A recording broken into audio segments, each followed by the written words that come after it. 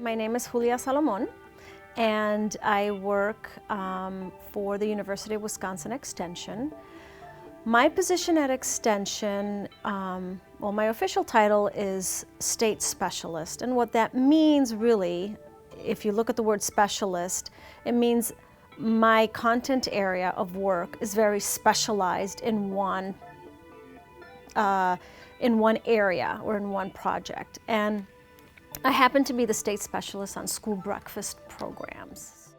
The primary goals, or one of the primary job responsibilities that I have, is to collect information, to collect research or to do research, and then to use that research to figure out what really works best, what we call best practices, and then to take that information to schools and say, this is what research is showing works really, really well in terms of why you should offer a school breakfast program, how you should offer a breakfast program, and what the impacts are going to be for you as a school for offering that school breakfast program. The other thing that I do in school breakfast, to give you another example, is to show families that school breakfast is not just a way to help children from limited income households. Breakfast benefits everybody, let's face it. And so one of the things that I'm trying to do is to show that families today are not what families used to be in the 1950s. One of the nice things about my current job, which really kind of fits in with my personality, is the different things I do get to do in this job. No day is the same. And so that variety really adds to the spice of the position.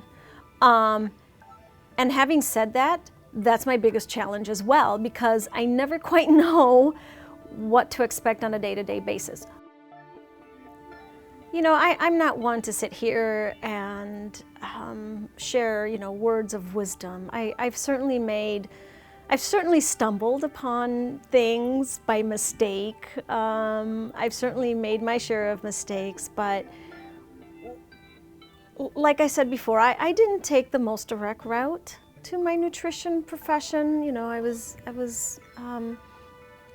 working in labs, and then, I took my sweet time, and I think I was one of the oldest dietetic interns in my incoming group. But, who cares? Don't get hung up on those things. If nutrition is going to be a second career for you, go for it. Don't worry about all that other stuff. If nutrition is the love of your life, and you're a young undergraduate student who's thinking about nutrition and dietetics, one of the things that I can share is I got a degree in nutrition without necessarily getting a degree in dietetics. And I think if I would have known about the value of becoming an RD to further my work in nutrition, I would have done it concurrently. Since I didn't know that, I did my master's in nutrition and then realized, oh, I don't have all of this other background to actually work in the field of nutrition and be recognized. So I went back and did the whole dietetics. So if you're a nutrition student thinking of working in nutrition, make sure that you're also exploring the options that would enable you to become a registered dietitian, because there are certain coursework that's a little different perhaps. There are a lot of jobs out there for dietitians that can surely take them down the clinical route or the food service route, but don't discount things like community nutrition, jobs in dietetics and community nutrition.